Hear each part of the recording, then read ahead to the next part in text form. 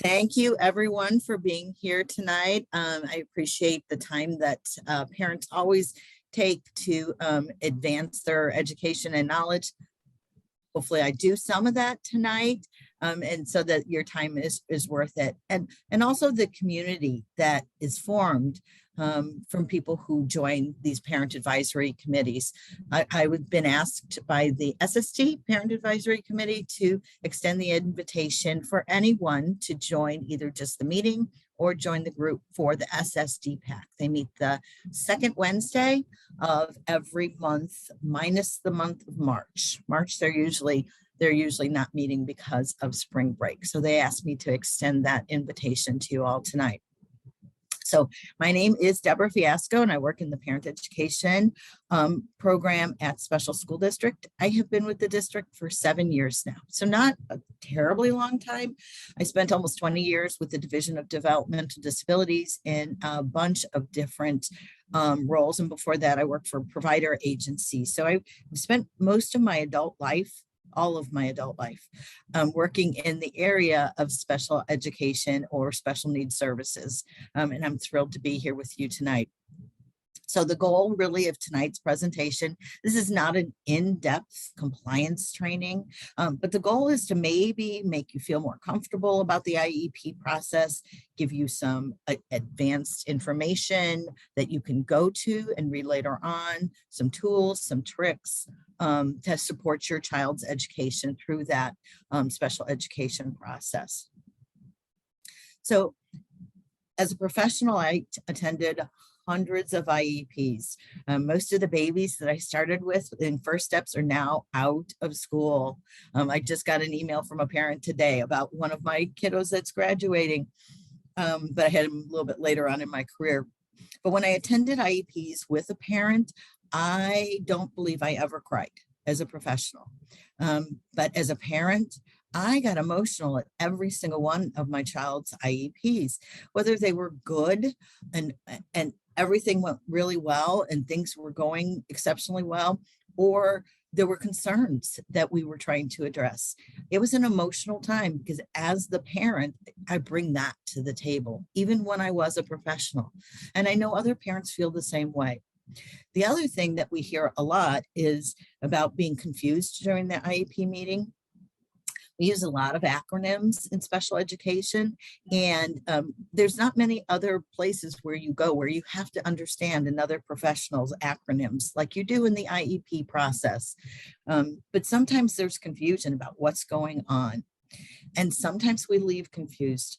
As a parent, I remember thinking I didn't want to raise my hand and ask a question, or I didn't want to not know the answer to something because it might put me in a position of looking like I didn't know what I was talking about. And so that's something that we hear all the time from parents too, is they leave the meeting confused because they don't want to ask questions during it. And hopefully we empower you to just do that at your next IEP.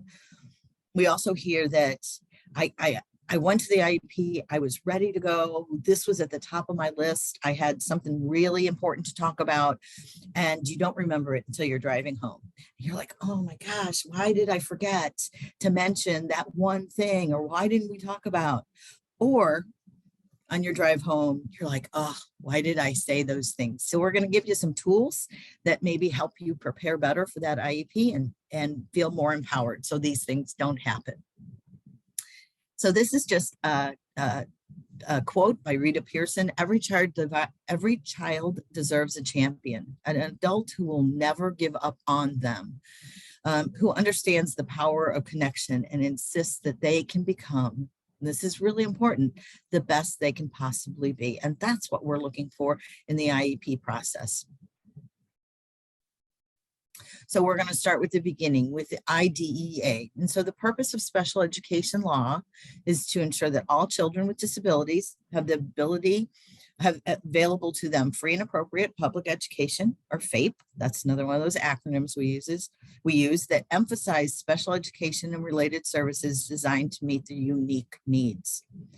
This is the part that I find the most impactful, and prepare them for further education, employment, and independent living. to ensure that the rights of the children with disabilities and their parents of the children are protected.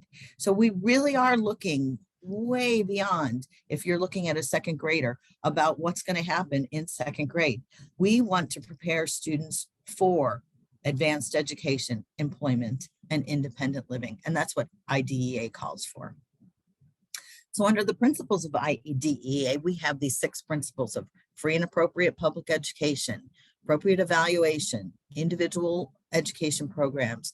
We work under the least restrictive environment to gain access to general education curriculum as much as possible. There are procedural due process and parent student participation in the decision making.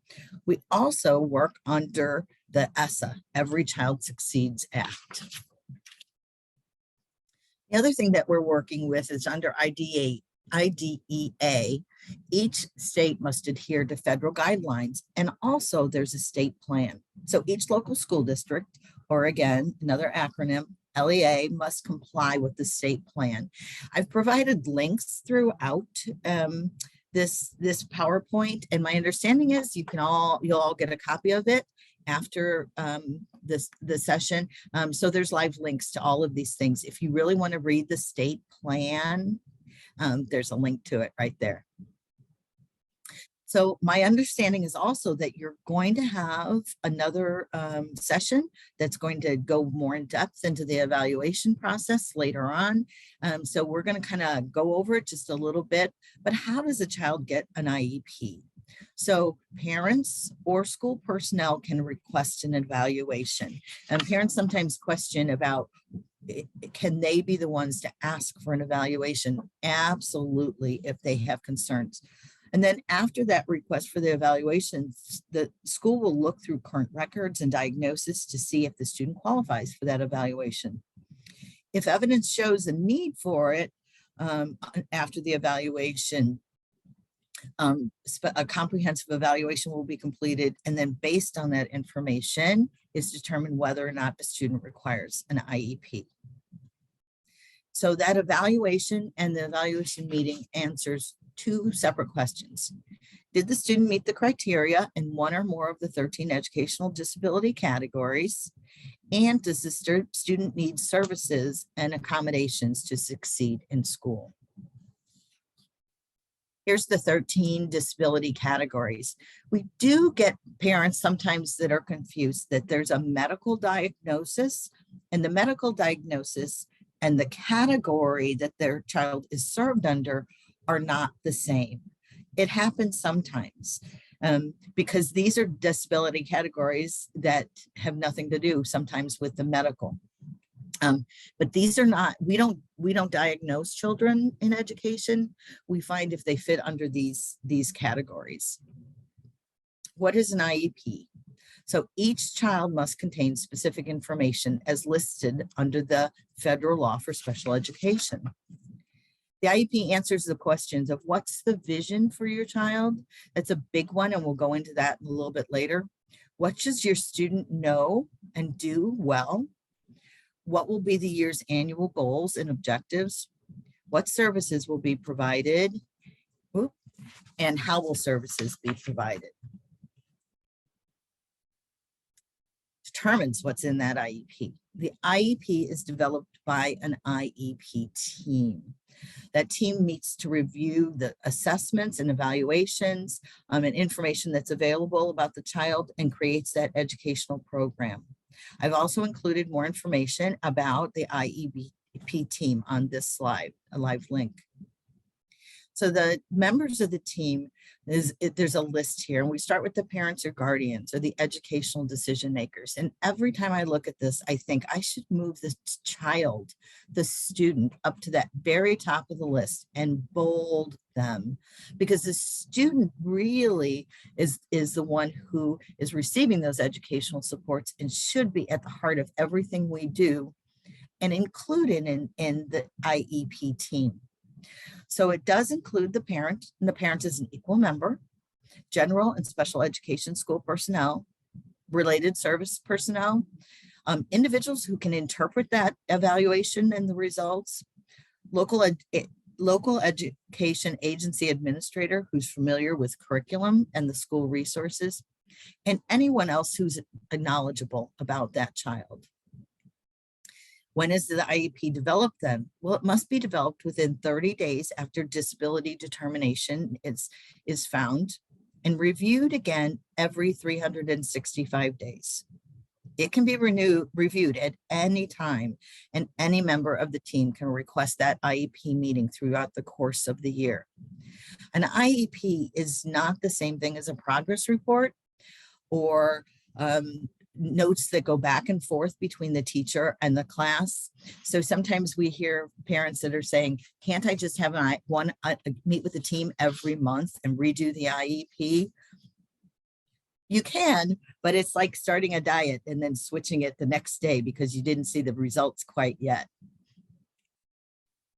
So IEP writing, what are the components of the IEP? And we're going to just go into these, not greatly in depth, but I'll give you some more information. The present level is the biggest one, and that's the biggest part. It drives the IEP. There's also special consideration. We look at goals and objectives. We decide how long it's going to take in minutes and services to meet those goals and objectives and what accommodations might be needed. Again, that present level of academic achievement and functional performance drives the IEP. It is the main part of the IEP, and you have, as parents and family members, have a large part in the PLAF. We look at the concerns of the parents and guardian for enhancing the child's education, maybe changes in current functioning, including data, what's going on since the last IEP or the first IEP. We look at evaluations and assessments. Look at the child's disability and how it affects performance, both in academic and non-academic areas, and that's important. The strengths and the needs of your child, how your child learns, and how they will progress in the general education curriculum. So when we look at special considerations, it's required by law to look at every year. We look at the needs of the child and check it off on that special consideration page. And families sometimes say, no, why do they have to go over this every year? IDEA says that we have to go over it every year. So are there special needs for a child who might be blind or visually impaired, deaf or hard of hearing? Are there needs for additional behavior supports because behaviors are interfering with learning? Limited English proficiency or English as a second language? Are there communication difficulties or a need for assistive technology? We also want to ensure that we've looked at, is there a need for that extended school year? Or some people confuse that with summer school. This extended school year is in the summer, not quite summer school, but is there a need for that to continue to keep services or keep goals up? That post-secondary transition, we start looking when a child turns 16 about what do we need to be doing about post-secondary transition. And transfer of rights. Transfer of rights, we look at those rights that will be transferred. The educational rights will be transferred to the student on their 18th birthday. And that's an important thing for parents to understand. I get the call quite a bit because I do a lot of guardianship and alternative to guardianship discussions with families in the district about this transfer of rights. Do I still get invited to the IEP? Can I still come to the IEP? If my child is the educational decision maker, does that mean I don't have any rights? Well, the IRS actually says you do, but we need to every year discuss this transfer of rights so that we can prepare families and students for when they are going to be 18 and adults and making some of these educational decisions. Then we also look at state and district assessments, whether they're going to be taken with the rest of their students at the same rate and level. We look at the IEP goals now. How the team develops the goals for your child are based upon the needs that were identified in that present level of academic achievement and functional performance. So you can see how that really drives the IEP, because it's all the things that you were saying about your child, about what your what your long-term goals are and what you think they're good at and what you think they're struggling with, and some of those areas that we develop the goals based on that level of performance. They must be obtained within 1 year. They're data-driven, related to special education needs, and contain a time period for completion. It also describes how school personnel will measure those goals and report those goals back to you. So the goal-driven services, which include related services such as speech and language therapy, occupational therapy, physical therapy, nursing, maybe social work. It also describes the supplemental aids like communication devices that are needed and supports for school personnel to reach the goals, and then what the minutes that are required to accomplish those goals. The IEP describes how much of the school day the child will be in general education and special education. Remember, we're always trying to educate our children in the least restrictive environment, to be in the general education as much as suits their goals and their educational needs. Now we'll talk a little bit about accommodations and modification, and sometimes there's some confusion about that. An accommodation changes how the student learns the material, but a modification changes what the student is taught or expected to learn. So an accommodation might be that they have a book that's read to them. It's on tape. They're still reading the exact same book that the rest of the classroom is reading, but we're accommodating. Glasses are another really simple accommodation. Without them, I can't see, but you're not telling me that I don't have to see to drive. You're just making the accommodation. A modification changes what is taught. It might reduce the amount of work or change the curriculum a little bit so that it's a little bit different and it's modified from what the rest of the students are learning. The IEP will also specify when those services will begin, how often they will be provided, where they will be provided, and how long they last. Let's get into that whole thing about being an advocate for your child. Being prepared is so important. We have parents on here right now that know far more about the IEP process than I do and are really prepared for all of this. But being prepared to come in and communicate effectively and listen effectively is also really important. To work as a member of the team. We tell parents all the time to document, document, document. It's not a catch you doing something. It really is about making sure that we understand what parents want and parents understand what is going on.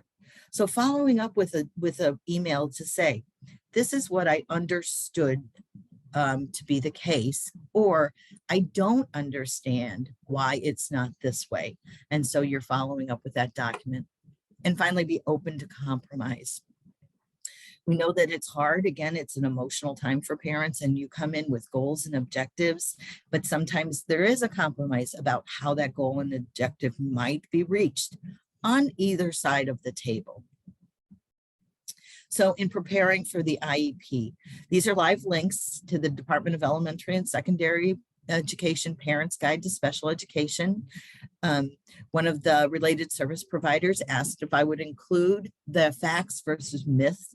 So a related service, there's a lot of other facts versus myths on DESE's website.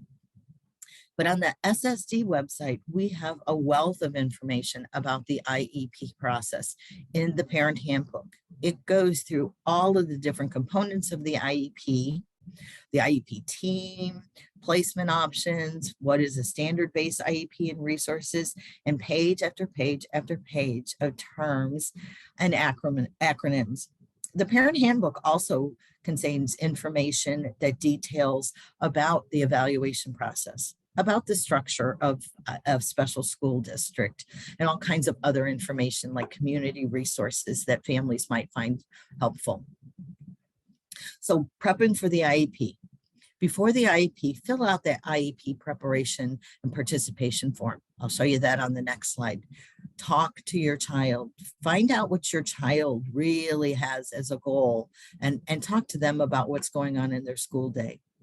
Being knowledgeable about your child's disability lets you go in there with feeling more empowered and better, and review any previous IEPs and goals and prepare that list of questions so you don't remember what you really wanted to talk about on your drive home. So this is a little cut off there. Oops, I'm sorry. This is there. Nope. There we go. This is the IEP preparation and participation form on our website. It goes through the present level of academic performance and it asks the questions. It also talks about the special considerations page. It talks about transportation, if that's a related service. I think it's about 3 or 4 pages long, but it's really a good tool to look through and ask yourself some of these questions and prepare for that IEP. We also have on our website helpful hints for the IEP, both before or at the meeting and after the meeting, an IEP outline, IEP planner, and an evaluation checklist and some tips for after the IEP, such as how can I follow up and reinforce some of the things that were proposed in the IEPs, and so my child will reach their goals even faster or better. Is a brand new thing that our communications team put together, and you can find it on our website on your home district partner district page. It's called the communication sequence. It's a great tool to start off the beginning of the school year for, about putting in the name of your child's teacher and their contact information, or the case manager, the partner district administration or principal, assistant principal, the special education coordinator, and the partner district director. And then we've got the names that stay the same on every communication sequence. The assistant executive director of partner districts, executive director of partner districts, chief academic officer, and finally the superintendent of schools. The other thing that this form is good reminder for is where we start in the communication sequence. We always want to start with the person who knows the student the best, who is closest to the situation. So you start with your teacher and talk to them about what's going on, or the case manager maybe about what's going on and what your concerns are, or what you think is really going well, needs to be boosted and highlighted. And then you work your way through this communication sequence to get the answers if you're not happy. Another tool that we have been using quite a bit, it comes to us from Charting the Life Course Framework. It's out of University of Missouri, Kansas Institute for Human Development, long term, and there's a link on here for that as well. They have lots and lots of planning tools for everything. The Charting the Life Course tools are not specifically for special education. They're not specifically even for disabilities. They can be used by anyone for any kind of planning. Well, I'm going to share with you just 2 tools that I think might be helpful in preparing for the IEP and planning for the IEP. This first one talks about your child's strengths, some of the things that are important to them, and how to best support them. Remember, we said earlier, including your child in this discussion is so incredibly helpful. We found that students actually have great insight to maybe who is the best person for them to sit so they can see, because they know that Sue always gets out her book and I can follow her lead. Or what's important to me is really that I have friends at recess, and that's not happening. And so that would be really important to me. How do we get there? What people like and admire about me, that's a hard thing for even adults to do. We've all been in job interviews where you had to say, what is your best feature? And then what do you struggle with the most? So even just doing this with your child is preparing them for that future employment education and independent living, when they can go through and actually reflect on their own needs and their own strengths. Another tool that we use is called the trajectory, and we use the trajectory for lots and lots of things. Students really get this, and they understand what we're talking about. The top box, the big box, is the vision for what I want. Now, this might be the vision for this IEP process, for this IEP, this 1 year of IEP in second grade. It might be the vision for what is my future employment? What is something I might be interested in? It might be a vision for what am I going to do this summer? What vision do I have for my child for the summer? What do I want to make sure that his summer or her summer includes? So this can be used as a tool for a lot of things. The bottom box is what I don't want. And families are really pretty clear on what they don't want when we're looking at those long-term solutions or those long-term planning. We have parents that are just fearful that their child will be lonely, that they will not be economically self-sufficient, that they won't be able to live where they want or with whom they want. Those are big rocks to cover. But what you don't want sometimes is easier to put down than what you do want.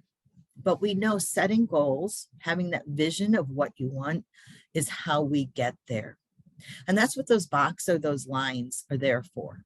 So we put down some of the things. So if I wanted to do the vet tech program at South Tech, because I'm going into high school and I love animals and I think that's what I want to do. That's my vision for what I want.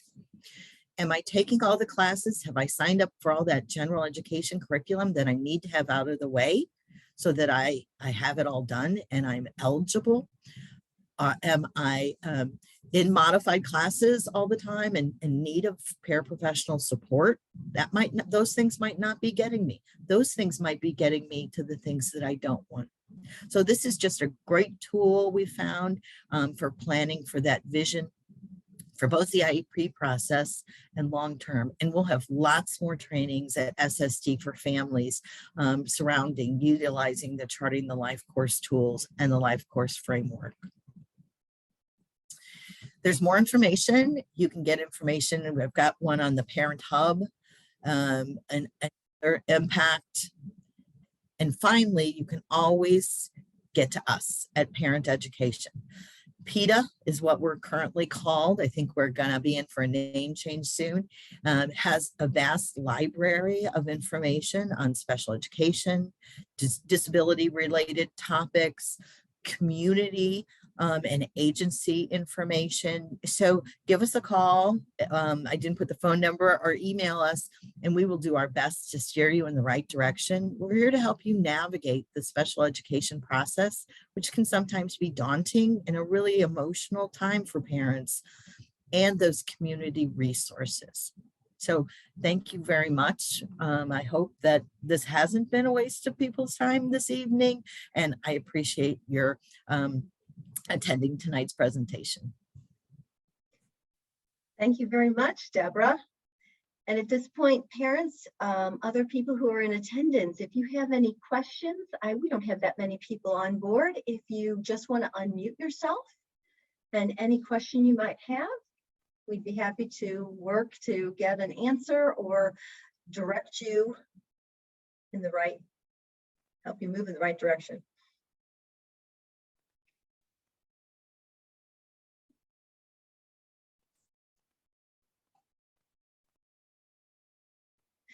So as Deborah mentioned, she is providing us with a copy of the PowerPoint, and those are live links. So you can either give me a call or an email and I could send it directly to you, or I believe I can work with Jill to get it posted on the Lindbergh website so you could access it that way. I was thinking that as well. I was thinking about maybe we could just, for parents who couldn't attend today, put it in our e-note, even though it's not a per se a parent speaker series, we could maybe do a follow-up in our e-note with actually links attached, and so they wouldn't have to go through the whole presentation, but just some of those useful tools. And there really are so many links, both on the PowerPoint that Deborah has provided for us, as well as once you link into the SSD site, so many more. We really do have a goal of helping our families to feel informed. And if there's information that you feel like you're not getting, how can we help you to access that? You know, I really believe it's through that relationship, through that communication and information, that we can really build great experiences and that academic achievement for your students. And so families, I want to thank you too for joining us tonight. Remember, if you're interested in becoming a member of L-PAC, joining this planning committee, we've got a tremendous team. Reach out to Aaron Stone, or to looking Jenny Blackwood, or myself and Cassie Rickard, who's not on board with us. We're happy to get you connected to our meetings. A little promo, watch for more information coming. Our next spectacular event is going to be on April 9th. It is our Family Resource Fair presented by L-PAC. Our goal is to provide information, community, and hope for our families. We're hoping for that to be an in-person event at one of our middle schools, so more information coming. And our next virtual presentation is scheduled for April 28th. That's a Thursday night. And as Deborah mentioned earlier, that's going to be on the evaluation process. So again, thank you for joining us and have a wonderful night. Stay well. There is a question but from Diane. Yeah. When is the appropriate time in the process to discuss the types of services with the parent? As a member of the IEP team, certainly, you know, the parent's a most important member of that team. So as we sit around the table and we talk about the present level, really as Deborah kind of went through the IEP and what it looks like on paper, you know, it's as we build, what is the student currently doing? Where are his deficits? How do we write some goals around those deficits? So it's really at that IEP meeting, and then continuing that dialogue with the service provider, with the coordinator, and then asking the team to reconvene as you have other questions, whether it's just for staffing because you want clarification, or whether you really want to look back at that IEP and you're concerned if progress isn't being made. Do we need to look at those goals? Are they measurable? Is our student making significant progress, or do we need to rethink those services?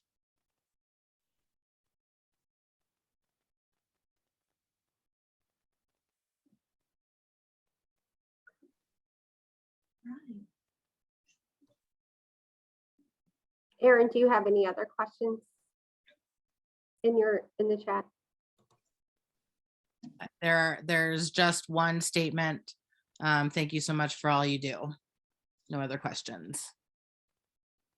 Just wanted to kind of add in a plug too, but with Jenny and Cassie and Erin being our parent advisory, kind of like the leadership committee team, and hopefully anybody else that wants to join, is if there's ever any topics or a deeper dive we need to take into anything, they are definitely people to talk with as well. They do a lot to help support the communication. I know Jenny does some Facebook blasting to get information out as well.